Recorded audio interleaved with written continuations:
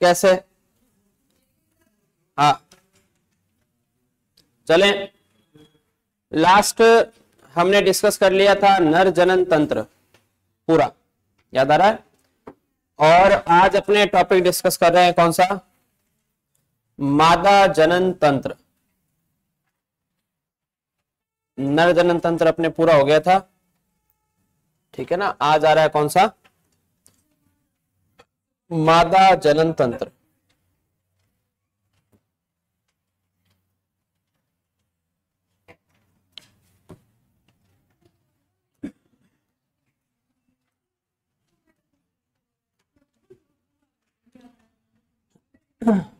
देखो, मादा जनन तंत्र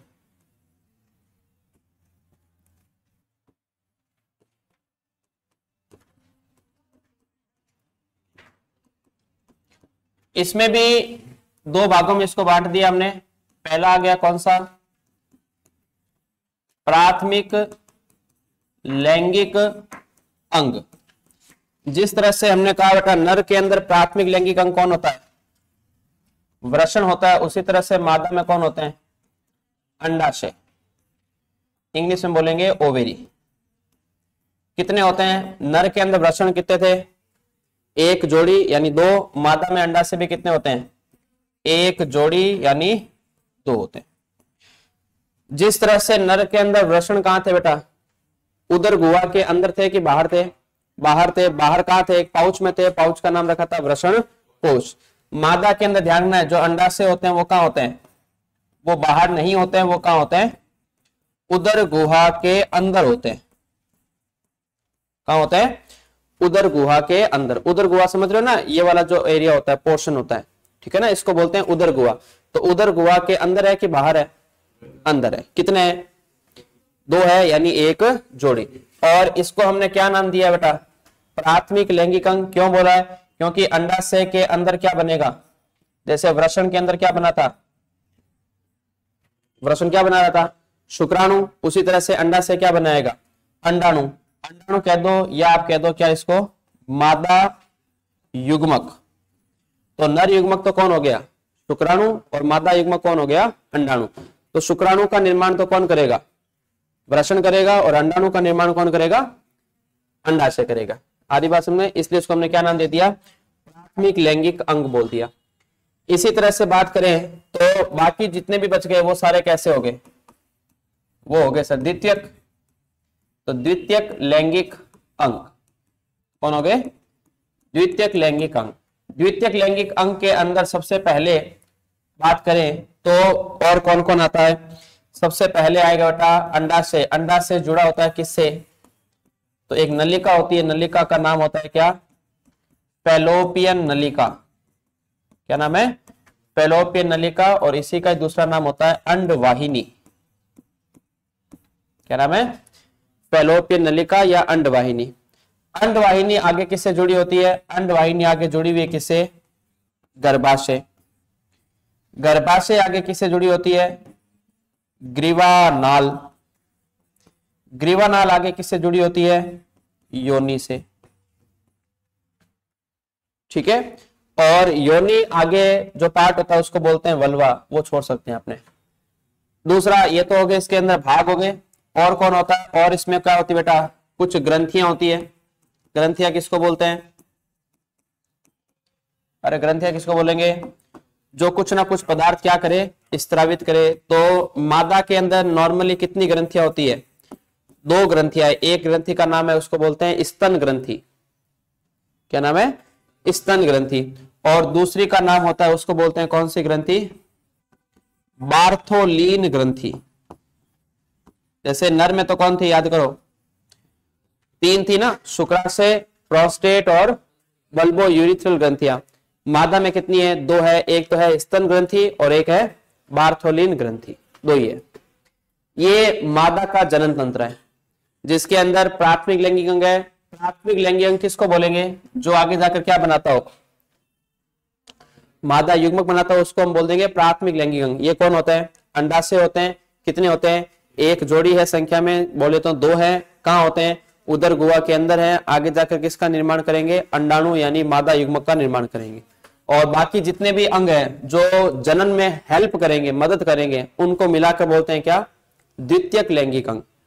तो इसमें कौन कौन आ जाएगा, पहला तो आ जाएगा एक नलिका होती है, उसको बोलते हैं फैलोपियन नलिका या अंडवाहिनी, दूसरी होती है गर्भाशय, तीसरा है ग्रीवा नाल, चौथी है योनि। और इधर ग्रंथियां कितनी है, बोलेंगे दो ही ग्रंथियां है, एक तो है स्तन ग्रंथि और एक है बार्थोलिन ग्रंथि। क्लियर है, आओ नोट्स में आओ। मादा जनन तंत्र मादा जनन तंत्र इंग्लिश में बोलेंगे क्या, फीमेल रिप्रोडक्टिव सिस्टम। इसके अंदर सबसे पहले हमने बात किया कौन सा लैंगिक अंग बेटा, प्राथमिक मादा जनन अंग या लैंगिक अंग। ये कौन होते हैं, अंडाशय होते हैं, कितने होते हैं, एक जोड़ी होते हैं। कौन सी लेयर से बनते हैं, भ्रूण की कौन सी लेयर, मीजोडर्म। अंडाशय वृषण भी कौन सी बनते हैं, मीजोडर्म, और अंडाशय भी कौन सी लेयर से बनते हैं, मीजोडर्म। उसके बाद में कहां होते हैं, तो निचले उदर के प्रत्येक तरफ श्रोणी मेखला पर स्थित होते हैं। कहां होते हैं, उदर के अंदर होंगे, उदर गुहा के अंदर होते हैं बेटा। उदर गुहा के अंदर कैसे होते हैं, तो उदर गुहा के अंदर ऐसे होते हैं, ठीक है ना। जैसे मान लो उदर गुहा है, तो उदर गुहा के अंदर कैसे होंगे, क्या दोनों साथ साथ होते हैं, क्या बोलेंगे साथ साथ नहीं होते हैं, दूर दूर होते हैं, ठीक है ना। एक इस साइड में है तो एक इस साइड में होगा। वृषण तो क्या होते हैं, आस पास होते हैं, साथ साथ होते हैं, एक ही जगह पर होते हैं, ठीक है ना। अंडाशय जो फीमेल के अंदर है वो एक इस साइड है और एक इस साइड है।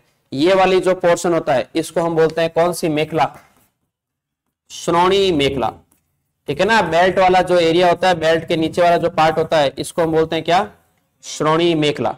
तो श्रोणी मेखला के अंदर कैसे हैं, बोलेंगे पास पास है कि दोनों एक एक साइड में, एक एक साइड में, ठीक है ना। तो यही बात यहां लिखी हुई देखो, कहा होते हैं, निचले उदर के प्रत्येक तरफ, यानी दोनों एक साइड में, प्रत्येक तरफ श्रोणी मेखला पर स्थित होते हैं। और ये जुड़े होते हैं किससे, गर्भाशय से। किससे जुड़े होते हैं, गर्भाशय से। और जोड़ने वाला कौन होता है, लिगामेंट। कौन है, लिगामेंट। इसका आगे वाला अगर आप डायग्राम देखो, ये देखो, दिख रहा है, ठीक है ना। तो इस डायग्राम में अगर आप देखो बेटा, तो आपको दिख रहा होगा कि ये कौन है, ये अंडाशय दिख रहा है, ये रे, कितने अंडाशय देखो, दो अंडाशय, एक ये रहा और एक ये रहा, दिख रहे हैं, दोनों एक एक साइड में। और ये बीच में कौन है, ये बीच में है गर्भाशय। तो इस गर्भाशय से जुड़े हुए हैं, दिख रहा है। तो ये जोड़ने वाली संरचना कौन हो जाती है, लिगामेंट। जोड़ने वाली स्ट्रक्चर का नाम क्या है, लिगामेंट। कर लोगे, चलो आगे, ठीक है, आ जाओ वापिस। उसके बाद में ये क्या बना था बेटा, अंडाशय क्या बनाएगा, अंडाशय बनाएगा, एक तो बनाएगा क्या, मादा युग्मक। मादा युग्मक को हम क्या बोलते हैं, एग, अंडाणु। क्या बोलोगे, एग या अंडाणु। और दूसरा जैसे वृषण, वृषण हार्मोन भी निकाला था, याद करो, टेस्टोस्टेरोन। उसी तरह से मादा के अंदर कौन सा निकालेगा, अंडाशय। अंडाशय कौन से हार्मोन निकालते हैं, अंडाशय हार्मोन। और ये कौन सी प्रवृत्ति के होते हैं, स्टेरॉइड प्रवृत्ति के होते हैं। स्टेरॉइड एक तरह का मेटीरियल का नाम है, याद रखना है। टेस्टोस्टेरोन और दो हार्मोन निकलेंगे, जैसे मैंने पीछे भी कहा था, याद करो कौन कौन से। एक तो नाम है एस्ट्रोजन, क्या नाम है, एस्ट्रोजन। और दूसरे का नाम है प्रोजेस्टेरॉन। तो ये दो हार्मोन कहां से निकलते हैं, अंडाशय से निकलते हैं। और नर के अंदर कौन सा निकलता है, टेस्टोस्टेरोन। तो नर के अंदर जो टेस्टोस्टेरोन है वो तो कहां से निकलेगा, वृषण से। और मादा के अंदर ये जो मादा वाले हार्मोन होते हैं, एस्ट्रोजन और प्रोजेस्टेरोन, ये कहां से निकलते हैं, अंडाशय से। और अंडाशय में बात करें इन हार्मोन की प्रकृति पूछ ले आपसे बेटा, तो प्रकृति कैसी प्रकृति है, ये स्टेरॉइड होते हैं। स्टेरॉइड बोले तो ये वसा घुलनशील होते हैं। कैसे होते हैं ये, वसा घुलनशील, यानी फैट वाले हार्मोन होते हैं ये, ठीक है ना। फैट के बने होते हैं, लिपिड के बने होते हैं, आप यूं कह सकते हो। हाँ क्लियर, सेट है यहां तक मामला। चलो आगे आ जाओ। उसके बाद में और क्या है, प्राथमिक लैंगिक अंग तो है, और क्या है, और है आपके द्वितीयक लैंगिक अंग। द्वितीयक लैंगिक अंग में कौन कौन आते हैं, तो वो देखो, ये रे, ये रे। द्वितीयक जननांग, द्वितीयक जननांग में कौन कौन आते हैं बेटा, पहला आ जाएगी कौन, अंडवाहिनी। दूसरा आएगा गर्भाशय, तीसरा आएगा योनि, चौथा आएगा भग। भग बोले तो वल्वा, क्या है, वल्वा, ठीक है ना, क्या होते हैं आगे डिस्कस करेंगे। और पांचवा कौन आ सकता है, मूत्र जनन छिद्र। तो नीचे वाले आप दो छोड़ो तो छोड़ भी सकते हो, खाली इतना भी याद रख सकते हो, ठीक है। इधर आओ, और क्या होता है, और होती है सहायक मादा जननांग होते हैं। कौन होते हैं, एक जोड़ी स्तन ग्रंथियां होती है मादा के अंदर। कितनी होती है, एक जोड़ी स्तन ग्रंथियां। और स्तन ग्रंथियों का काम क्या होता है, क्या निकालती है, ये दूध निकालती है, दूध का स्त्रावण करना होता है। और दूध का स्त्रावण करते हैं तो कैसी ग्रंथियां होती है, ये बहिस्त्रावी ग्रंथियां होती है। और दूध का जो स्त्रावण करते हैं उसको हम बोलते हैं क्या, इंग्लिश के अंदर लैक्टेशन। तो कई बार ये वर्ड आता है लैक्टेशन। लैक्टेशन कौन करता है, स्तन ग्रंथियां करती है, ठीक है ना। दूध में एक शर्करा होती है बेटा, कौन सी, लैक्टोज, क्या नाम है, लैक्टोज, तो वहां से लिखा लैक्टेशन। फिर सहायक ग्रंथियों की बात करें तो कौन सी ग्रंथियां होती है, बार्थोलिन ग्रंथि होती है। और बार्थोलिन ग्रंथि का दूसरा नाम क्या है, ग्रेटर वेस्टिबुलर ग्रंथि, ठीक है ना। कोई वैसे ज्यादा फेमस नहीं है, ठीक ठीक है। क्या काम करती है, ये लैंगिक उत्तेजना के समय एक क्षारीय पदार्थ का क्या निकालती है, स्त्रावण करती है, जो योनि को कैसा बना देंगे, चिकना बना देंगे, स्नेहन प्रदान करता है, ठीक है ना। तो उधर याद करो, मेल के अंदर तो कौन थी, चिकना बनाने वाली, स्नेहन प्रदान करने वाली कौन थी, बल्बो यूरिथ्रल, ब से बल्बो, ब से बार्थोलिन। तो मेल के अंदर तो पेनिस को चिकना कौन करेंगे, बल्बो यूरिथ्रल ग्लैंड। और इधर फीमेल के अंदर जब मैथुन होगा, ठीक है ना, रिप्रोडक्शन होगा, उस समय फीमेल की वेजाइना यानी योनि को चिकना करने का काम किसका होता है, बार्थोलिन ग्रंथि का होता है। क्लियर, ठीक है ना। चलो आगे, यहां तक क्लियर बेटा पूरा, आ जाओ अगला पार्ट। अब हम बात करें किसकी, पहले हम बात करें किसकी, अंडाशय की। अंडाशय की संरचना देख रहे हैं, तो नीचे आओगे तो आपको अंडाशय दिखेगा, ये रहा। सबसे पहले बात करें, अब हम एक एक करके डिस्कस करने बेटा। पहला आया कौन सा जननांग, प्राथमिक मादा जननांग। कौन होता है, अंडाशय होता है। इंग्लिश में क्या बोलोगे, ओवेरी। कितने होते हैं, एक पेयर है, ठीक है ना, एक जोड़ी होते हैं। कौन सी लेयर से बनते हैं बेटा ये, ठीक है ना, बाहरी स्तर से बनते हैं, जन्य उपकला। इसके अंदर कौन सी प्रक्रिया होती है, अंड जनन। कौन सी प्रक्रिया, अंड जनन, इंग्लिश में बोलेंगे जेनेसिस। और अंड जनन की प्रक्रिया के द्वारा क्या बनता है, अंडाणु। जैसे वृषण में तो कौन सी प्रक्रिया होती है, शुक्र जनन। शुक्राणुओं के निर्माण की प्रक्रिया को क्या कहते हैं, शुक्र जनन। और अंडाणु के निर्माण की प्रक्रिया को क्या कहते हैं, अंड जनन। तो शुक्र जनन आपसे पूछ ले कहां होता है, वृषण में। अंड जनन कहां होता है, अंडाणु में। अंड का मतलब अंडाणु, जनन मतलब पैदा करना। तो अंडाणु के निर्माण की प्रक्रिया को क्या कहते हैं, अंड जनन। और शुक्राणु के निर्माण की प्रक्रिया को क्या कहते हैं, शुक्र जनन। तो शुक्र जनन कहां होता है, वृषण में। अंड जनन कहां होता है, अंडाशय में। क्लियर, चलो आगे।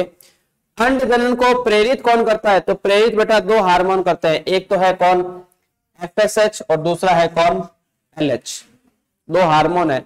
अरे डोली, अंड जनन को प्रेरित कौन करता है, दो हार्मोन प्रेरित करते हैं। हार्मोन के नाम क्या बेटा, FSH और LH। ये दोनों हार्मोन कहां से निकलते हैं, पीयूष ग्रंथि से। कहां से निकलेंगे, पीयूष ग्रंथि। जो आपके ब्रेन में ग्रंथि होती है उस ग्रंथि का नाम है पीयूष ग्रंथि। और पीयूष ग्रंथि है, दोनों हार्मोन निकालेगी। कौन कौन से, एक तो निकालेगी FSH और एक निकालेगी LH। और ये दोनों हार्मोन अंडाशय में जाएंगे और अंडाशय में जाकर ये क्या प्रेरित करते हैं, अंड जनन। यानी अंडाशय को बोलेंगे क्या बनाओ, अंडाणु बनाओ, तो उसकी बॉडी में अंडाणु बनेंगे। अंड जनन को प्रेरित करते हैं कौन से हार्मोन, दो हार्मोन FSH और LH। क्लियर। अंडाशय के अंदर एक संरचना और बनती है, उसको बोलते हैं बेटा पीत पिंड। क्या बोलते हैं, पीत पिंड। पीत का मतलब क्या होता है, एक आप नाम सुना होगा हिंदी में, पीतांबर। पीतांबर सुना है क्या, पीतांबर वस्त्र, पीला है ना। तो पीत का मतलब क्या होता है, पीला। पिंड का मतलब संरचना। इंग्लिश में इसको बोलते हैं कॉर्पस ल्यूटियम। क्या बोलते हैं, कॉर्पस ल्यूटियम। तो ये क्या काम करता है, ये हार्मोन निकालेगा बेटा, कौन कौन से, प्रोजेस्टेरॉन और एस्ट्रोजन। मेनली जो हार्मोन निकलता है इससे कौन सा निकलता है? डोली मुंह बंद कर ले, या तो तू बाहर जाके इससे बात करके वापिस अंदर आ जा। एक बार कह दिया मुंह बंद कर ले तो मुंह बंद कर ले। दो हार्मोन निकालेगा, कौन कौन से? एक तो है प्रोजेस्टेरोन, दूसरा है कौन सा? एस्ट्रोजन। मेनली कौन सा निकलता है? मेनली निकलेगा प्रोजेस्टेरोन, ठीक है ना। और प्रोजेस्टेरोन हार्मोन का स्त्रावण हेतु, ठीक है ना, ये गलत लिखा हुआ है, प्रोजेस्टेरोन हार्मोन का स्त्रावण करता है, ऐसा लिख लो, प्रोजेस्टेरोन हार्मोन का स्त्रावण करता है और इस हेतु प्रोजेस्टेरोन या एस्ट्रोजन हार्मोन का स्त्रावण करता है और इस हेतु कौन सा हार्मोन इसको प्रेरित करता है बेटा? LH। कौन सा हार्मोन? LH, ठीक है ना। और अगर आपसे पूछ ले कि कॉर्पस ल्यूटियम यानी पीत पिंड का कलर कैसा होता है, कैसी दिखती है? ये पीली दिखती है। कैसी? पीली। चलो आगे। और इधर लिखे बेटा फीमेल हार्मोन कौन कौन है? दो हार्मोन है, याद रखना है, एक तो कौन? प्रोजेस्टेरोन और दूसरा कौन है? एस्ट्रोजन। पेज पूरा क्लियर? आ रही बात समझ में? कर लोगे? चलो आगे, ठीक है, अगले पेज पर आ जाओ। अगले पेज पर आपको डायग्राम दिख रहा होगा, देखो डायग्राम थोड़ा सा अपने एक्सप्लेन कर लेते हैं पहले ताकि चीजें समझ में आए, ठीक है। ये आपके फीमेल का मादा जनन तंत्र का डायग्राम है। इसमें क्या क्या दिख रहा है? सबसे पहले आपको दिख रहे हैं बेटा दो अंडाशय दिख रहे हैं, देखो एक ये दूसरा, ठीक है, दो अंडाशय। दोनों अंडाशय से एक एक नलिका जुड़ी हुई है, देखो ये वाली दिख रही, ये नलिका एक इस साइड में भी है और एक इस साइड में भी है। इस नलिका को बोलते हैं कौन सी नलिका? अंडवाहिनी, और इसी का दूसरा नाम होता है फैलोपियन ट्यूब, ठीक है ना। इसको सही लिख लो, अंडवाहिनी, ठीक है ना। और दूसरा नाम होता है इसका क्या? फैलोपियन नलिका या फैलोपियन ट्यूब। दो हो गई, एक अंडाशय से एक जुड़ेगी तो अंडाशय कितने हैं? दो, तो नलिका भी कितनी होगी? दो। ये दोनों नलिकाएं जुड़ती है, किससे जुड़ती है बेटा? ये जो संरचना आपको दिख रही है ये वाली, ये पूरा है क्या? गर्भाशय। इसको बोलते हैं अपना गर्भाशय। नाम में पता बेटा, संधि विच्छेद करो इसका, गर्भ प्लस आशय। आशय का मतलब होता है स्थान, जगह, रहना। गर्भ, गर्भ का मतलब होता है बच्चा, कहता ना गर्भवती है, अरे गर्भवती बोल, कहते ना गर्भवती है, प्रेग्नेंट है ना। तो गर्भवती का मतलब बच्चा, गर्भ का मतलब बच्चा, आशय, आशय का मतलब स्थान, जगह। तो यानी कहने का मतलब जब बच्चा जो रहता है, बच्चा जो 9 महीने रहेगा वो कहां रहेगा? वो कहां रहेगा? वो इस जगह पर रहेगा। कहां? इस जगह पर, यहां बच्चा रहता है। कितने महीने? मनुष्य की बात करें तो 9 महीने, बाकी दूसरी जातियों के अंदर सब में क्या होता है? अलग अलग होता है, ठीक है। चलो आगे, गर्भाशय। गर्भाशय आगे किससे जुड़ा होता है बेटा? ये छोटी सी एक नाल होती है, इस नाल को बोलते हैं ग्रीवा नाल। ये देखो लिखा हुआ है ग्रीवा, और नाल को बोल देंगे ग्रीवा नाल। और ग्रीवा नाल आगे किस में खुलती है? योनि में, ठीक है ना। जिस तरह से हमारा सर और ये धड़ जुड़ा हुआ बीच में, किससे? गर्दन। तो गर्दन को क्या बोलते हैं हिंदी में? ग्रीवा। प्योर हिंदी में क्या बोलते हैं? ग्रीवा। जैसे जीभ होती ना, तो जीभ को क्या बोलते हैं? जीवा। सुना है कैसे? है ना। कान, प्योर हिंदी में क्या बोलते हैं? कर्ण, है ना। तो ये अपनी बात हिंदी है, हमने इसको तोड़ मरोड़ के थोड़ा सा कर दिया है। एक्चुअली में जो वर्ड है वो ये है, कर्ण, ठीक है ना। कर्ण नहीं है, कर्ण, कर्ण अलग होता है, ये कर्ण, ठीक है। जीवा यानी जीभ। आ रही बात में?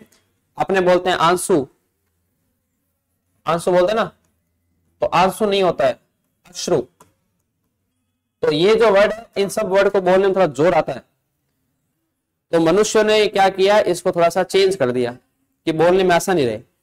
तो जीवा, जीवा बोलने में जोर आता है, कर्ण जोर आता है, कान, है ना, जीभ जोर नहीं आता, आंसू। हाँ चलो ठीक है ना। आंख, आंख को क्या बोलते हैं? अक्षु, है ना, बाद में चेंज कर दिया आंख। तो ये वर्ड है, ठीक है। तो ग्रीवा, ग्रीवा का मतलब होता है गर्दन, गर्दन बोले तो जोड़ने वाली संरचना। तो ये भी क्या करिए, देखो गर्भाशय और योनि आपस में जुड़े हुए किसके द्वारा? ग्रीवा के द्वारा। ये लाइन से याद रखना है। अब शुक्राणु, शुक्राणु कहां से एंट्री मारेंगे बेटा? अरे शुक्राणु कहां से एंट्री मारेंगे? ये देखो, शुक्राणु जो एंट्री मारेंगे वो मारेंगे कहां से? अरे शुक्राणु कहां से एंट्री मारेंगे? योनि से। याद करो पीछे हमने कहा था, ठीक है ना, पेनिस, पेनिस किस में जाएगा? पेनिस जाएगा योनि के अंदर, और योनि में जाकर क्या छोड़ देगा? यहाँ पर शुक्राणु। यहाँ शुक्राणु आ गए। कितने शुक्राणु आ गए? 20 से 30 करोड़। कितने? 20 से 30 करोड़। अगला डायग्राम आओ, इसमें थोड़ा और देखिए कितने शुक्राणु आए? 20 से 30 करोड़ शुक्राणु आ गए, ठीक है। तो शुक्राणुओं ने एंट्री कहां से मारी है? शुक्राणुओं ने एंट्री जो मारी है बेटा वो कहां से मारी है? वो योनि से मारी है। यहां आ गए शुक्राणु। जो नर का जो पेनिस था, शिश्न था, उसने शुक्राणु को कहां छोड़ दिया? यहां पर। अब ये शुक्राणु आगे जाएंगे। आगे किधर बेटा? ग्रीवा। ग्रीवा से होते हुए कहां जाएंगे? गर्भाशय। अब गर्भाशय से जाकर के इसके पास में दो रास्ते हैं, क्योंकि अंडाशय इधर भी है, अंडाशय इधर भी है। इधर से अंडाशय, अंडाशय से क्या निकलेगा? अंडाशय से निकलेगा मादा युग्मक। मादा युग्मक का नाम क्या है? अंडाणु। तो ये अंडाणु जैसे बाहर निकलेगा, बाहर निकलते इसको कौन कैच कर लेगा? अंडवाहिनी। अंडाशय से क्या निकला? अंडाणु। अंडाणु को निकलते कौन कैच करेगा? अंडवाहिनी। और ये अंडवाहिनी के अंदर जाकर के ये यहां पर आकर के बैठ जाएगा। कौन? अंडाणु। और यहां पर आकर के ये वेट करेगा किसका? कि मेरे शुक्राणु आएंगे। तो ये शुक्राणु इधर से आ रहे, और ये शुक्राणु आते गए, आधे शुक्राणु तो इधर चले गए, आधे शुक्राणु कहां चले गए? इधर। ये दोनों तरफ जाएंगे, ठीक है ना। और जाकर के जैसे उसको मिल गया बेटा, क्या मिल गया? अंडाणु मिल गया। अंडाणु मिलते ही नर युग्मक और मादा युग्मक इनका क्या हो जाएगा? निषेचन। और यहां बनेगा क्या? यहां बनेगा युग्मनज। क्या बनेगा? युग्मनज। आ रही बात समझ में? ठीक है। तो ये बातें अपने को कुछ पढ़नी है। देखो डायग्राम समझ गए होंगे दोनों, ठीक है। इसमें देखो और डिटेल में आपके लिखा होगा। देखो पहला अंडाशय, अंडाशय को हम बोलते हैं डिंब ग्रंथि, और दूसरा नाम होता है क्या? अंडाशय, ठीक है। अंडाशय से ये नलिका जुड़ी हुई, नलिका का नाम क्या है? अंडवाहिनी नलिका। क्या नाम है? अंडवाहिनी नलिका। अंडवाहिनी नलिका के 3 भाग है। सबसे पहले आगे की तरफ, ठीक है ना, आपको ऐसा दिख रहा होगा, अंगुली जैसी भाग दिख रही है ना, तो इनको बोलते हैं जलरी। क्या बोलते हैं? जलरी। जलरी बोल दो या झालर बोल दो। झालर वो झालर नहीं है, ठीक है ना, जल्दी समझ गए ना। तो जलरी या झालर। उसके बाद में जिस तरह से हमारी अंगुली है बेटा, तो ये जलरी हो गई, ऐसे लहरदार, ठीक है ना। उसके बाद में ये चौड़ा भाग आ रहा है, तो इस चौड़े भाग को क्या बोलते हैं? कीप। क्या बोलते हैं? कीप। उसके बाद में पीछे जाओगे तो पीछे यहां पर एक चौड़ा भाग आ रहा है, इस भाग को क्या बोलते हैं? एम्पुला। क्या बोलोगे? एम्पुला। हिंदी में इसका नाम होता है, ये इंग्लिश वर्ड है एम्पुला। हिंदी में इसको बोलते हैं तुम्बिका। एक मारवाड़ी में आपने देखा होगा, तुम्बी बोलते हैं ना, तुम्बी, तुम्बो, है ना, तुम्बली ऐसा बोलते हैं, है ना। तो तुम्बिका मतलब चौड़ा होता है, चौड़े भाग को क्या बोलते हैं? तुम्बिका। उसके बाद में पीछे जाओगे तो पीछे वाला जो भाग है वो थोड़ा सा छोटा हो जाता है, पतला हो जाता है, संकीर्ण हो जाता है। इसको हम बोलते हैं क्या? संकीर्ण पथ यानी इस्थमस। तो अंडवाहिनी के कितने भाग है? 3 कह दो या 4 कह दो। सबसे आगे की तरफ झालर, उसके बाद में पास वाला पार्ट कीप, कीप आगे जाकर एक चौड़ा पार्ट बनाता है एम्पुला, एम्पुला आगे जाके छोटा संकरा पार्ट बनाता है अपना संकीर्ण पथ या इस्थमस। ये सब किसके भाग है? अंडवाहिनी। संकीर्ण पथ किससे जुड़ा होता है बेटा? गर्भाशय से, ठीक है। तो ये गर्भाशय आ गया पूरा। गर्भाशय आगे जाके किस में खुलता है? ग्रीवानाल। ग्रीवानाल आगे जाके किस में खुलेगी? योनि में। क्लियर? चलो आगे, अगला पार्ट आ जाओ। अब हम बात कर रहे हैं किसकी, मादा के द्वितीय जन्नांग। किसकी बात कर रहे हैं बेटा? मादा के द्वितीय जन्नांग। सबसे पहला कौन आया मादा के द्वितीय जन्नांग में? अंडवाहिनी। इसके 3-4 नाम है बेटा, अंडवाहिनी, या आप कह सकते हो डिंब वाहिनी, या आप कह सकते हो फैलोपियन नलिका। एक ही बात है, अंडवाहिनी, डिंब वाहिनी या फैलोपियन नलिका। इसकी उत्पत्ति कहां से होती है? भ्रूण के अंदर एक नलिका होती है, उस नलिका का नाम होता है मुलेरियन नलिका। पीछे भी आया था, याद करो ये। तो मुलेरियन नलिका से क्या बनती है? अंडवाहिनी बनती है। लंबाई कितनी होती है इसकी? 10 से 12 सेंटीमीटर होती है। और ये क्या काम करती है? अंडाशय को जोड़ती है किससे? गर्भाशय से। दिख रहा होगा डायग्राम में, अंडाशय से जुड़ रहा है, अंडाशय है वो गर्भाशय से जुड़ा हुआ है। किसके द्वारा? किसके द्वारा? ठीक है ना, अंडवाहिनी या डिंब वाहिनी, वो तो वो वाली है। तो अंडाशय से जो चीजें निकलेगी ना, उसको गर्भाशय तक पहुंचाने वाली नलिका कौन सी है?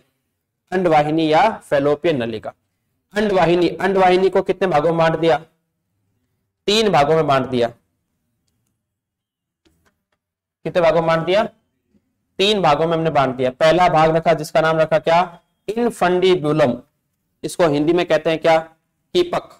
जो कीप वाला पार्ट है ना, चौड़ा पार्ट, ठीक है ना। इंग्लिश में बोलेंगे क्या? इनफंडिबुलम, हिंदी में बोलते हैं कीप। तो ये क्या करता है? ये अंडाशय के अंडोत्सर्ग द्वारा उत्सर्जित अंडे को क्या करता है? ग्रहण करता है। ठीक है ना। जैसे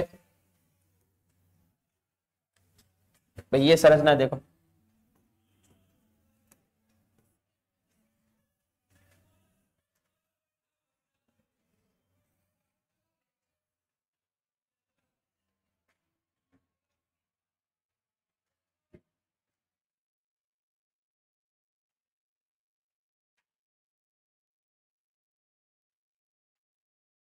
यस, ठीक है, ऐसी संरचना है। और ये क्या हो गया यहां पर? अंडाशय, ऐसे अंडाशय। अंडाशय, अंडाशय से क्या बनेंगे? अंडाशय में क्या बनते हैं? अंडाणु। तो जब ये अंडाणु बन गया, अंडाणु बन करके जब अंडाशय से बाहर आएगा, तो बाहर आकर के कैच कौन करेगा?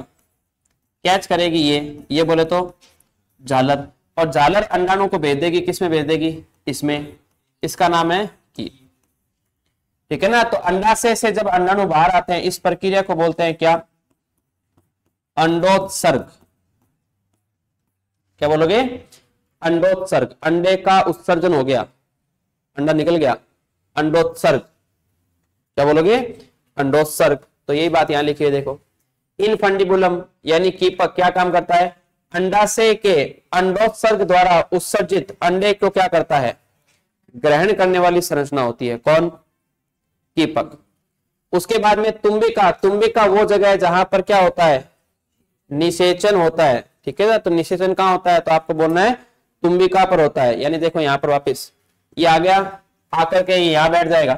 कौन? अंडाणु। और इधर से कौन आएंगे? शुक्राणु। तो शुक्राणु इधर से आएंगे और ढूंढते ढूंढते ढूंढते आधे इधर चले गए, आधे इधर जाएंगे। और जाकर के कहां पर जाकर के निषेचन होगा? ये जगह कौन सी है? एम्पुला यानी तुम्बिका। तो एम्पुला वाली जगह पर क्या होता है बेटा? निषेचन होता है, याद रखना है। निषेचन कहां होगा? एम्पुला वाली जगह पर निषेचन होगा। चलो आगे। उसके बाद में अगला पार्ट आ गया, कौन सा? इस्थमस। इस्थमस साइज में कैसा होता है? सड़क कैसी है? पतली है, संकीर्ण है। यानी रास्ता कैसा होता है? संकीर्ण पथ होता है। और ये कहां खुलता है? आगे जाकर के गर्भाशय में खुलता है। और इसकी अवकाशिका को क्या कहते हैं? अवकाशिका मतलब अंदर वाली जगह को क्या बोलते हैं? ल्यूमेन। ल्यूमेन को हिंदी में बोलते हैं क्या? गुहा। क्या बोलते हैं?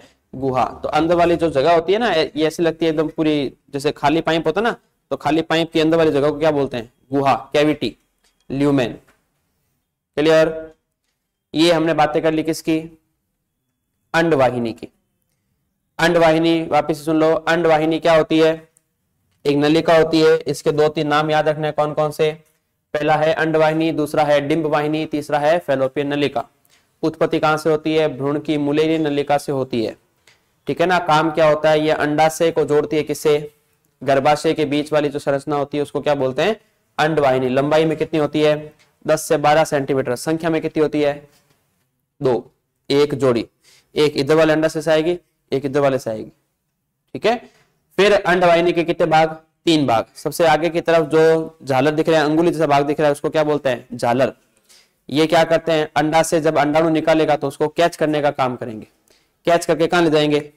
कीपक। ठीक है ना। फिर कहां चला जाएगा अंडाणु? एम्पुला वाली जगह पर चला जाएगा। इधर से कौन आते हैं? शुक्राणु। आकर के वहां पर क्या होता है? निषेचन। तो एम्पुला वाली जगह पर क्या होता है? निषेचन। ठीक है। उसके बाद में अगला पार्ट कौन सा होता है? इस्थमस, जो थोड़ा सा कैसा होता है? पतला पार्ट होता है, संकरा होता है, संकीर्ण पथ होता है। और ये आगे जाके किस में खुल जाएगा? गर्भाशय में। सेट है मामला। चले आगे। अगला अब हम पढ़ रहे हैं किसको बेटा? गर्भाशय को। किसको? गर्भाशय। देखो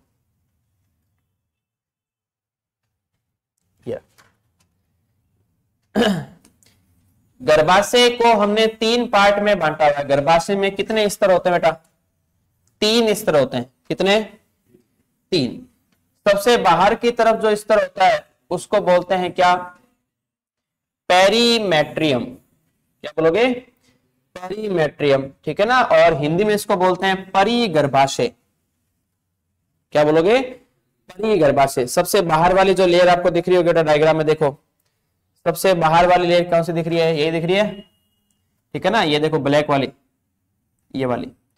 तो सबसे बाहर वाली लेयर होती है उसको क्या बोलते हैं? परिगर्भाशय। और इंग्लिश में इसको बोलते हैं पेरीमेट्रियम। क्या नाम है? पेरीमेट्रियम, परिगर्भाशय। दूसरा जो बीच वाला, जो आपको येलो वाला पार्ट दिख रहा है ना, ये पीला पीला सा, ये होता है बीच वाली स्तर। इसको बोलते हैं बेटा मायोमेट्रियम।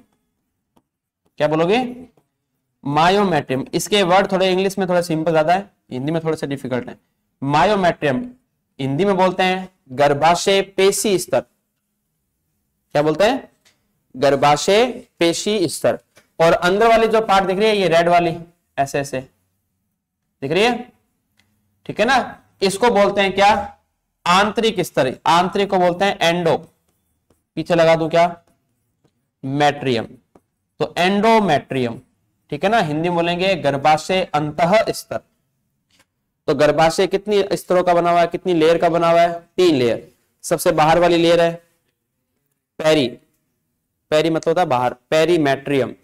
बीच वाले को मायोमेट्रियम, अंदर वाले को एंडोमेट्रियम। हिंदी में बाहर वाले को परिगर्भाशय, गर्भाशय पेशी स्तर, गर्भाशय अंतः स्तर। हरी बात में। अब देखो पेरीमेट्रियम। पेरीमेट्रियम सबसे बाहर वाली लेयर होती है बेटा। जो चीज सबसे बाहर होती है उसका काम क्या होता है? सुरक्षा करना।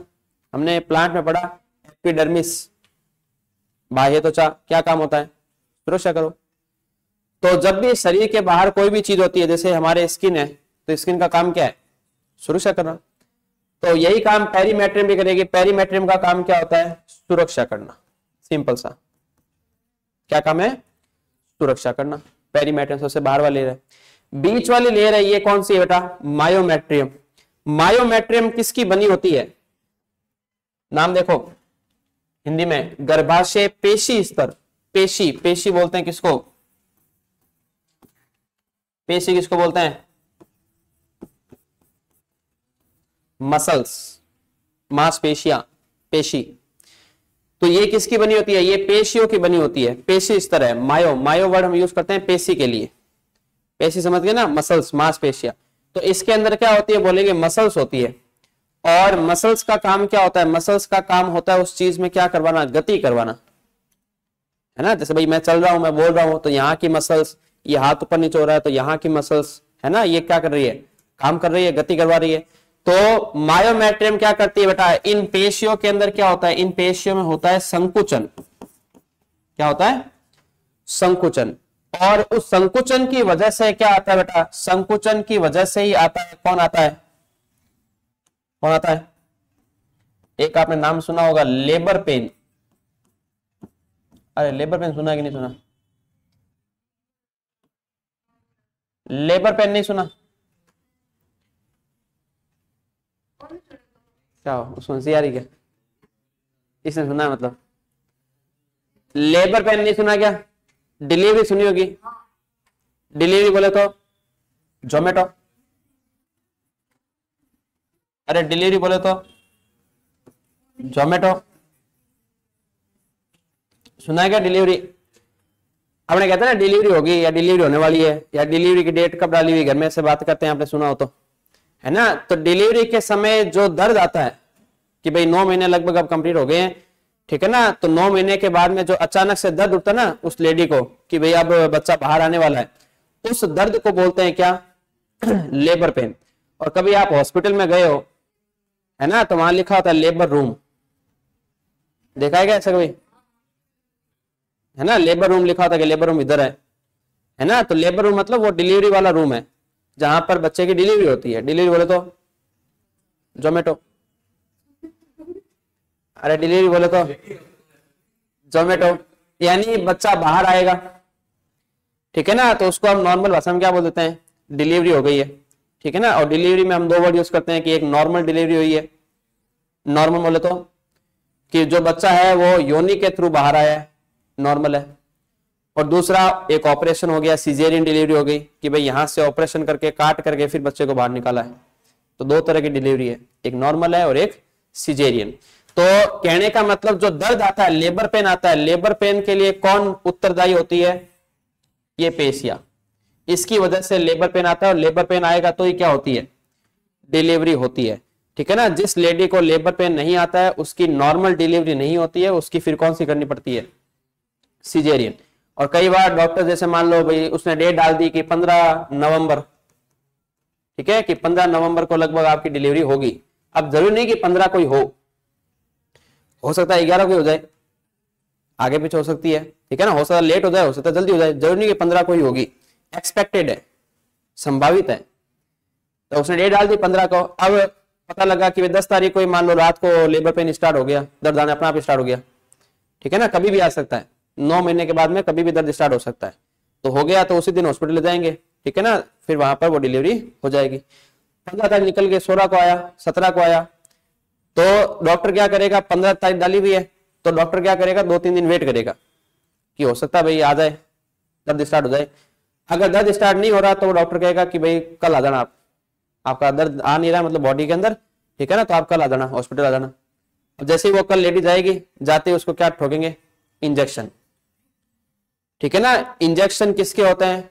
इसी के, दर्द लाने वाले। अब इंजेक्शन से अगर दर्द आ जाता है, ठीक है ना, तब तो ठीक है, डिलीवरी नॉर्मल डिलीवरी होने की संभावना होती है। लेकिन अगर इंजेक्शन भी लगा दिए, दर्द ज्यादा हल्का फुल्का दर्द आ रहा है, ज्यादा कोई भयंकर दर्द नहीं आ रहा है, तब बोलेंगे डिलीवरी नॉर्मल नहीं होगी, अब आपको क्या करना पड़ेगा? ऑपरेशन करना पड़ेगा। तो वहां पर ऑपरेशन करके बच्चे को निकाल लेते हैं। आ रही बात समझ में? तो कहने का मतलब जो लेबर पेन हम जो कहते हैं ना, वो लेबर पेन किसकी वजह से आता है? वो गर्भाशय की जो दूसरी लेयर है, कौन सी लेयर? मायोमेट्रियम, ये लेके आती है कौन सा? Labour pain. इसके अंदर जब संकुचन होता है जोर जोर से, ठीक है ना, तो वो पेन, वो दर्द स्टार्ट होता है। जो दर्द किसके लिए जरूरी होता है? जोमेटो के लिए। चलो तीसरी लेयर कौन सी? एंडोमेट्रियम। एंडोमेट्रियम दिख रही है बेटा, अंदर वाली लेयर है। एंडोमेट्रियम क्या होती है? जब निषेचन हो जाता है तो निषेचन होने के बाद में जो एंडोमेट्रियम होती है वो थोड़ी सी क्या हो जाती है बेटा? फूल जाती है। सॉरी, निषेचन से पहले ही। ये देखो, ये आपकी कौन सी बेटा? पेरीमेट्रियम। और ये कौन सी है? एंडोमेट्रियम। और बीच वाली कौन सी है? मायोमेट्रियम। ऐसे है, पेरीमेट्रियम, मायोमेट्रियम और एंडोमेट्रियम। जब अंडोत्सर्ग होता है, ये अंडोत्सर्ग हो गया,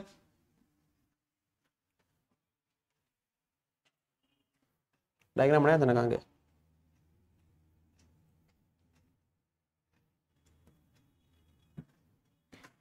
ठीक है। अब ये आपकी बेटा 3 लेयर है, ये लो, ऐसा ही है। तो बाहर वाली हो गई पेरीमेट्रियम, बीच वाली हो गई कौन सी? मायोमेट्रियम, अंदर वाली हो गई एंडोमेट्रियम। जब अंडोत्सर्ग होता है, अंडोत्सर्ग बोले तो अंडाशय में से जब अंडा बाहर आता है, अंडोत्सर्ग, अंडे का उत्सर्जन। तो जब अंडाशय में से अंडा बाहर आता है उस समय क्या होता है? जो एंडोमेट्रियम होती है वो थोड़ी सी कैसी हो जाती है? मोटी हो जाती है, कैसी हो जाएगी? मोटी। क्योंकि उसको पता है कि भाई अंडाणु बाहर आ गया, और अंडाणु बाहर आ गया तो कौन आने वाले हैं? शुक्राणु आएंगे। शुक्राणु आकर के क्या हो जाएगा? निषेचन हो जाएगा, और निषेचन होते ही क्या स्टार्ट हो जाएगी? प्रेगनेंसी। और बच्चा जो रहेगा, बच्चा कहाँ रहता है? बच्चा यहाँ रहेगा, ऐसे हाथ ऐसे पैर ऊपर ऐसे, देखा होगा है ना? तो बच्चा यहाँ रहेगा ऐसे। तो इसको रखने के लिए ये लेयर मोटी होनी चाहिए कि पतली होनी चाहिए? मोटी, ताकि बच्चा आराम से रहे। तो जैसे ही अंडाणु बाहर आता है, बाहर आते ही क्या होता है? ये जो एंडोमेट्रियम होती है वो कैसी हो जाती है? मोटी हो जाती है। अब अगर शुक्राणु आगे तो क्या हो जाएगा? निषेचन हो जाएगा। निषेचन होते ही प्रेगनेंसी स्टार्ट हो जाएगी, मिठाई बन जाएगी घर में। बोलो, सही बात है। लेकिन क्या शुक्राणु हमेशा आते हैं? क्या वो लेडी हमेशा ही प्रेग्नेंट होती है क्या? हमेशा थोड़ी होती है। ठीक है, तो शुक्राणु आने की संभावना कितनी है? शुक्राणु आने की संभावना कितनी है? 1%। 99% है कि शुक्राणु नहीं आएंगे। बोलो, और शुक्राणु नहीं आएंगे तो ये अंडाणु बेचारा क्या करेगा? अकेला अंडाणु कुछ नहीं कर सकता है, ठीक है ना? वो बच्चा नहीं बना सकता है। तो अंडाणु क्या करेगा? अंडाणु वेट करेगा। कितने दिन वेट करता है? ये लगभग आप कहते हो 2 दिन वेट करता है। कितने दिन? 2 दिन नॉर्मली। भाई आज अगर उस फीमेल की अंडाशय से अंडाणु बाहर निकला है तो 15 तारीख है, 16, 17, 2 दिन वेट करेगा वो। अगर इन 2 दिनों के अंदर उसकी बॉडी के अंदर कौन आ जाते हैं? शुक्राणु आ जाते हैं, कोइटस हो जाता है, रिप्रोडक्शन हो जाता है, तो शुक्राणु अंदर आ गए। शुक्राणु अंदर आएंगे तो वहां पर वो लेडी क्या हो सकती है? प्रेग्नेंट हो सकती है इन 2 दिनों में। अगर सपोज करो शुक्राणु आए नहीं, शुक्राणु आए 20 तारीख को, तो 20 तारीख तक ये अंडाणु वेट नहीं करेगा। ये क्या हो जाता है? खत्म, नष्ट होना चालू हो जाता है। तो जैसे ये नष्ट होगा, नष्ट होते ही सिग्नल गया किसके पास? एंडोमेट्रियम के पास, कि भाई ऊपर से अंडाणु मर गया है, ठीक है ना? तो जैसे ही सिग्नल गया, सिग्नल जाते ही ये एंडोमेट्रियम पहले क्या हो चुकी थी? मोटी। अब ये भी टूटना स्टार्ट हो जाएगी, कि उसको पता लग गया कि भाई आगे काम मामला गड़बड़ है, ठीक है ना? अब अपना कोई काम ही नहीं है। तो ये एंडोमेट्रियम भी क्या हो जाएगी? टूटना स्टार्ट हो जाएगी।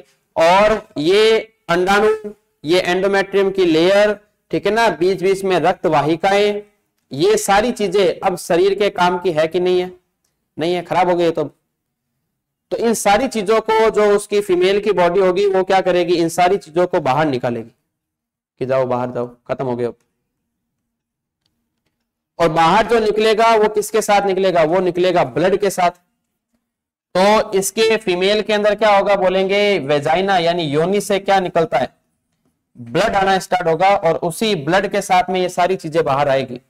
और इसी को ही हम क्या बोलते हैं? इसी को ही हम बोलते हैं पीरियड। कि क्या आ गए हैं? पीरियड्स आ गए, आर्तव चक्र शुरू हो गए। क्या आ गए हैं? पीरियड्स आ गए। ये सारी चीजें योनि के साथ, योनि से क्या निकलेगी? बाहर आएगी। और बाहर आने को क्या बोलते हैं? क्या आ गए? पीरियड्स आ गए। यानी पीरियड्स में क्या होती है? पीरियड्स में होती है बेटा ब्लीडिंग। क्या होती है? ब्लीडिंग होती है, रक्त स्त्राव होता है। और ये जो ब्लीडिंग होती है वो लगभग कितने दिनों तक होती है? तो बोलेंगे अलग अलग, थोड़ा सा अलग अलग चलता है, लगभग 4 से 5 दिन। यानी 4 से 5 दिन तक उसकी योनि में से ये धीरे धीरे टूट टूट करके आएंगे, बाहर आएंगे। और उसी को बोलते हैं पीरियड चल रहा है या ब्लीडिंग आ रही है। बोलो, बात समझ में आई? इसका मतलब ये हो गया सर कि जब तक ब्लीडिंग आती है, यानी जब तक पीरियड्स आते हैं, इसका मतलब वो लेडी प्रेग्नेंट नहीं है। जब तक उस लेडी में क्या आ रहे हैं? पीरियड्स आ रहे हैं, इसका मतलब वो लेडी प्रेग्नेंट नहीं है। और जब वो लेडी प्रेग्नेंट हो जाएगी तो उसमें क्या बंद हो जाएंगे? पीरियड्स आना बंद हो जाएंगे। परमानेंट बंद नहीं होंगे, ठीक है ना? टेम्परेरी बंद होंगे। भाई सपोज करो अगर आज वो लेडी प्रेग्नेंट हुई है, आज अगर निषेचन हुआ है, फर्टिलाइजेशन हुआ है, तो आज के बाद में पीरियड्स, पीछे वाला जो पीरियड्स आ गया वो आ गया। अब आगे पीरियड्स उसके नहीं आएंगे। कब तक नहीं आएंगे? 9 महीने तो प्रेगनेंसी तक वाले नहीं आएंगे, प्लस डिलीवरी के बाद में कितने महीने तक? 6 महीने। तो 9 और 6 15, यानी लगभग 15 से 18 महीने तक उसमें पीरियड्स बंद हो जाएंगे। कितने महीने तक? 15 से लेकर के 18 महीने तक। तो जैसे ही वो लेडी डॉक्टर के पास जाएगी कि भाई मैं प्रेग्नेंट हूं कि नहीं हूं, तो डॉक्टर जाते पहले ये पूछेगा कि लास्ट जो पीरियड था वो कब आया था, तो वो बोलेगी सपोज करो कि अक्टूबर में आया था, अगस्त में आया था, उसके बाद पीरियड्स नहीं आया तो पहले वो टेस्ट करवाएगा, प्रेगनेंसी टेस्ट, ठीक है ना। एक वो आती है चिप आती है, आपने देखा हो तो एड वगैरह है ना, तो उससे अगर पॉजिटिव आ जाता है मतलब लेडी प्रेग्नेंट है, बात खत्म होगी, यानी उसकी प्रेगनेंसी स्टार्ट हो गई है। और अगर वो चिप के अंदर नेगेटिव आता है, इसका मतलब दिक्कत कोई दूसरी है, अब उसकी बॉडी में कोई दिक्कत है, प्रेग्नेंट तो नहीं है वो, दिक्कत क्या है, कोई दूसरी दिक्कत है। तो वहां से वो डॉक्टर आइडेंटिफाई करेगा, पता लगाए क्या है। बात क्लियर है? चलो आगे आ जाओ, वापस नोट्स में आओ। कहां तक पढ़ लिया? यही क्या? ये तो हो गया ना? अच्छा नहीं हुआ। हाँ देखो, हम बात कर रहे हैं बेटा किसकी? गर्भाशय। किसकी बात कर रहे हैं? गर्भाशय। गर्भाशय सबसे पहले आपसे पूछेगा कि गर्भाशय कौन से प्रकार का है मनुष्य के अंदर, तो सिंप्लेक्स। सिंप्लेक्स बोले तो विकसित प्रकार का गर्भाशय देखने को मिलता है, किसमें? मनुष्य में, क्योंकि मनुष्य एडवांस है ना। इसे क्या कहते हैं? गर्भाशय को हम क्या कहते हैं? बच्चादानी। सुना होगा बच्चेदानी का ऑपरेशन कराया है ना। वो हम जो वर्ड बोलते हैं वो थोड़ा सा गलत बोलते हैं। बच्चेदानी का ऑपरेशन कराने का मतलब अपनी भाषा में होता है बच्चा नहीं होने का ऑपरेशन कराया है। बच्चेदानी का ऑपरेशन दूसरा होता है, ठीक है ना। जैसे मैं बात करूं बेटा यहाँ, तो ऑपरेशन में क्या करते हैं? ऑपरेशन में ये जो होती है ना फैलोपियन नलिका या अंडवाहिनी, इसको क्या करते हैं? डॉक्टर काट करके बांध देते हैं। क्या करेंगे? काट देंगे दोनों साइड से, और काट करके क्या करेंगे? बांध देंगे, धागे से बांध देंगे। ऐसा करने से क्या होगा? ऐसा करने से ये होगा कि अंडाणु तो आएंगे, इधर से क्या निकलेंगे? अंडाणु। अंडाणु कैच कर लिया इसने, कैच करके अंडाणु यहां पर बैठ गया। अब इधर से कौन आएंगे? शुक्राणु। तो शुक्राणु आएंगे तो आगे रास्ता बंद है कि खुला है? बंद है। तो अंडाणु और शुक्राणु का मिलन नहीं होगा, और मिलन नहीं होगा तो निषेचन नहीं होगा, निषेचन नहीं होगा तो बच्चा नहीं बनेगा, यानी प्रेगनेंसी स्टार्ट नहीं होगी। तो इसको हम बोलते हैं कि बच्चेदानी वाला ऑपरेशन कराया है। बच्चेदानी वाला ऑपरेशन ये नहीं होता, बच्चेदानी वाला ऑपरेशन ये होता है। मारवाड़ी भाषा में या नॉर्मली अपने घर में जो लेडीज होती है, ठीक है ना, जो भाषा यूज करते हैं उसमें हम बोल देते हैं कि बच्चेदानी वाला कराया है, लेकिन एक्चुअली बच्चेदानी वाला ऑपरेशन कौन सा है? ये कब करते हैं? जब इसके अंदर किसी तरह का कोई इन्फेक्शन हो जाता है, ठीक है ना। तो इन्फेक्शन होने की वजह से क्या करते हैं डॉक्टर, अगर मान लो दवाइयों से ठीक वगैरह नहीं हो रहा है, इन्फेक्शन फैल रहा है, तो डॉक्टर क्या करते हैं? इसको काट करके पूरा ही बाहर निकाल देते हैं, ठीक है ना। तब हम बोलते हैं कि कौन सा ऑपरेशन कराया है? बच्चेदानी वाला ऑपरेशन कराया है। अब वो लेडी आगे कभी भी क्या नहीं बन सकती है? मां नहीं बनेगी। क्यों? क्योंकि आपने गर्भाशय निकाल दिया, तो बच्चा रहेगा कहां, ठीक है ना। तो इसका मतलब अब वो लेडी कभी भी अपनी जिंदगी में क्या नहीं बनेगी? मां नहीं बनेगी। इसमें भी मां नहीं बनती है, क्योंकि इसमें तो नॉर्मल है, वो प्रेगनेंसी स्टार्ट नहीं होगी। इसमें हमने गर्भाशय निकाल ही दिया है, तो वो लेडी कभी भी प्रेग्नेंट नहीं होगी, कभी भी मां नहीं बनेगी। आया कि नहीं आया? चलो, तो बच्चेदानी किसको बोलते हैं? बच्चेदानी बोलते हैं बच्चे की दानी। अरे बच्चे की दानी, बच्चे की दानी बोले तो बच्चादानी, ठीक है। तो बच्चादानी बोलते हैं, इंग्लिश में इसको बोलते हैं क्या? वुम्ब। क्या बोलते हैं? वुम्ब बोलते हैं। इसकी संरचना कैसी होती है बेटा? कैसा दिखता है ये? उल्टे नाशपति की तरह दिखता है। उल्टा नाशपति, नाशपति है गरीबो? नाशपति कैसी होती है? कैसी होती है बनास्पति? बनास्पति की नाशपति? नाशपति, अपने मारवाड़ी भाषा में बोलते हैं बनास्पति, है ना। तो नाशपति कैसी होती है? नाशपति आपने देखा होगा ना, ऐसी ऐसी होती है, हल्की सी, ऊपर से थोड़ी पतली होती है, नीचे से थोड़ी छोटी होती है। इसको उल्टा कर दो तो ये ऐसी हो जाएगी, है ना। तो गर्भाशय की जो आकृति दिखती है वो कैसी दिखती है? वो गर्भाशय की आकृति ऐसी दिखती है, देखो, ऊपर से थोड़ी मोटी है और नीचे से थोड़ी पतली है। तो उल्टी नाशपति की तरह होती है, सीधी नहीं होती, ध्यान रखना। उल्टी कैसी है? उल्टी नाशपति की तरह होती है। चलो आगे, कहां होती है? श्रोणी मेखला में होती है। और ये किससे जुड़ी होती है बेटा? स्नायु या लिगामेंट से जुड़ी होती है। किसे? स्नायु या लिगामेंट। ये हिंदी वर्ड है, ये इंग्लिश वर्ड है, ध्यान रखना। स्नायु या लिगामेंट। गर्भाशय आगे किसमें खुलती है बेटा? आगे पतली ग्रीवा द्वारा किसमें खुलती है? योनि में। यानी गर्भाशय आगे किससे जुड़ा हुआ है? योनि से जुड़ा हुआ है, बीच में जोड़ने वाली संरचना कौन हो गई? ग्रीवा। पता है यहां तक? चलूं आगे, अगला। फिर गर्भाशय। गर्भाशय जो है वो एक्चुअली में कितना भाग होता है, यानी बच्चा कहां पर रहता है? पूरे में नहीं रहता है, बच्चा रहता है लगभग कितने भाग में? 2/3 भाग। 2/3 भाग का मतलब लगभग हो गया 65% 66% के आसपास, बाकी खाली रहता है। सबसे बाहर वाला जो स्तर होता है उसको क्या बोलते हैं? पेरीमेट्रियम। क्या काम करता है? बाहरी पतली झिल्ली में स्तर होता है। काम बताओ तो सुरक्षा। क्या काम करता है? सुरक्षा देने का काम करेगा। ठीक है। दूसरा जो मध्य स्तर होता है वो कौन सा होता है? मायोमेट्रियम। और मायोमेट्रियम कौन सी पेशियों का बना होता है? अरेखित पेशियों का बना होता है। अरेखित पेशियों बोले तो जिस पर हमारा कंट्रोल नहीं होता है, जैसे ये वाली हाथ और पैर वाली जो पेशियां ना, इनको बोलते हैं रेखित पेशियां। क्यों? क्योंकि इन पर मेरा कंट्रोल है, भाई मैं चाहूं तो हाथों पर कर लूं, मैं नीचे कर लूं। लेकिन अंदर अगर कई बार मान लो पेट में दर्द होता है, तो पेट में दर्द होता है तो वहां पर आपका कंट्रोल है क्या? नहीं है, वो अपने आप काम कर रही है। ठीक है, तो ये कैसी पेशियां है? अरेखित। अरेखित मतलब जिनका हमारे ऊपर क्या नहीं है? कंट्रोल नहीं है, हम इसको कंट्रोल नहीं कर सकते। कैसी होती है ये? इन्हीं का दूसरा नाम होता है चिकनी पेशिया। तो कैसा स्तर है ये? चिकनी पेशिया स्तर होती है। प्रसव। प्रसव बोलते हैं डिलीवरी को। किसको बोलते हैं? डिलीवरी। तो प्रसव के दौरान ये क्या करती है? अधिक संकुचन होते हैं, जिसके कारण क्या आता है? Labour pain. यहां लिख दो लेबर पेन साइड में, याद रहेगा, लेबर पेन। और तीसरी लेयर कौन सी आ गई? एंडोमेट्रियम। एंडोमेट्रियम कौन सा स्तर हो गया? आंतरिक स्तर, अंतः स्तर। क्या काम करता है? ये ग्रंथियों का बना होता है। ठीक है ना। और मासिक चक्र। मासिक चक्र बोले तो आर्तव चक्र।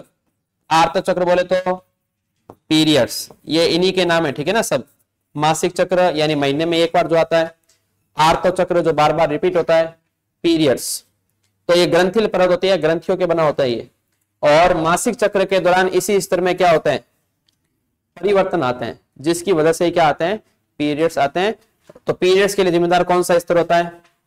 आपसे पूछेंगे एंडोमेट्रियम। और प्रसव के लिए कौन होता है? डिलीवरी के लिए कौन होता है? मायोमेट्रियम। ध्यान रखना है। ठीक है, हो गया। चलो आगे, अगला पार्ट आ जाओ। अगला गर्भाशयी ग्रीवा। गर्भाशय ग्रीवा कौन सी संरचना होती है बेटा? जो गर्भाशय को जोड़ती है। किससे जोड़ती है? गर्भाशय को किससे जोड़ेगी?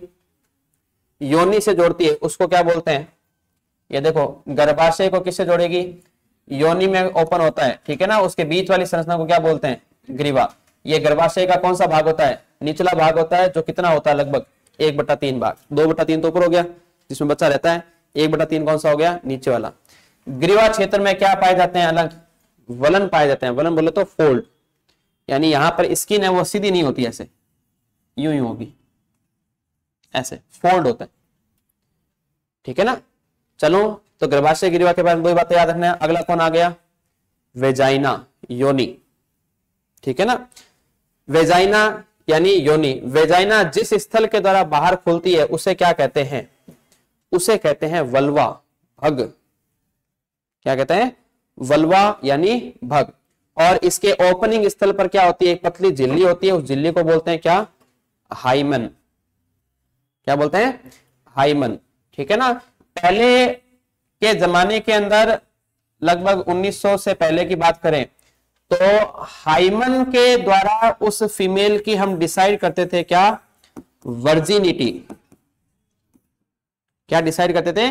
वर्जिनिटी। वर्जिनिटी का मतलब हो गया कि अगर, जैसे बोलते ना फीमेल वर्जिन है कि नहीं है, वर्जिन का मतलब हो गया कि भाई उसने कोई भी सेक्सुअल एक्सपीरियंस नहीं लिया हुआ है। तो वहां पर हम क्या करते थे? बोलेंगे जो डॉक्टर थे, डॉक्टर क्या करते थे? इस हाइमेन को देखते थे। तो जो वेजाइना होती है, वेजाइना के ऊपर एक पतली सी झिल्ली होती है। ठीक है ना। अगर ये झिल्ली है तो डॉक्टर बोलते थे कि भाई ये फीमेल है, इसने अभी तक कोई भी सेक्सुअल एक्सपीरियंस नहीं लिया है। और अगर ये झिल्ली टूट गई है या खत्म हो गई है या नहीं है, इसका मतलब फीमेल ने सेक्सुअल एक्सपीरियंस लिया हुआ है। लेकिन बाद में पता लगा कि ये जरूरी नहीं कि खाली अगर आप सेक्सुअल एक्सपीरियंस लेते हो तो ये झिल्ली टूटती है, अदरवाइज रहती है। क्योंकि कुछ फीमेल ऐसी थी जो कैसी थी बेटा? एथलीट्स थी। तो एथलीट्स के अंदर जब देखा गया तो पता लगा कि उसके अंदर भी हाइमेन टूटी हुई है, लेकिन उसने कोई भी सेक्सुअल एक्सपीरियंस नहीं लिया है। तो ये अगर आप ज्यादा कोई फिजिकल एक्सरसाइज करते हो तो उसमें भी ये हाइमेन क्या हो जाता है? टूट जाता है। तो इसका मतलब ये नहीं कि हाइमेन है तो वो फीमेल वर्जिन है और हाइमेन नहीं है इसका मतलब फीमेल वर्जिन नहीं है। तो यहां से हम इसको हटाना स्टार्ट कर दिया वापस से। तो इसके ऊपर एक झिल्ली होती है, उस झिल्ली को क्या बोलते हैं? हाइमेन। वेजाइना, वेजाइना के अंदर एक बैक्टीरिया रहता है बेटा, जो कौन सा बैक्टीरिया होता है? दही वाला बैक्टीरिया होता है, ठीक है ना। तो बैक्टीरिया का नाम क्या है? Lactobacillus acidophilus. क्या नाम है? Lactobacillus acidophilus. तो यही बैक्टीरिया कहां होता है? दही के अंदर होता है। तो इसका मतलब ये नहीं दही जमा देंगे, देखो लैक्टोबैसिलस एसिडोफिलस, ठीक है ना। तो यहां पर ये बैक्टीरिया क्या करता है? अरे योनि में, वेजाइना में इसका क्या काम है? तो ये वेजाइना में किसी तरह का कोई इंफेक्शन नहीं हो जाए, तो इंफेक्शन से बचाने के लिए बैक्टीरिया क्या करता है? वहां पर रहता है। संक्रमण से क्या करता है? ये सुरक्षा करता है, ठीक है ना। और ये क्या करता है बैक्टीरिया? ग्लाइकोजन जो होता है, ग्लाइकोजन को कन्वर्ट करता है किसमें? Lactic acid. तो दही में कौन सा एसिड होता है?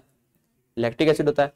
तो जहां पर जो चीज एसिडिक होती है वहां पर दूसरे बैक्टीरिया, वायरस क्या नहीं कर पाते हैं?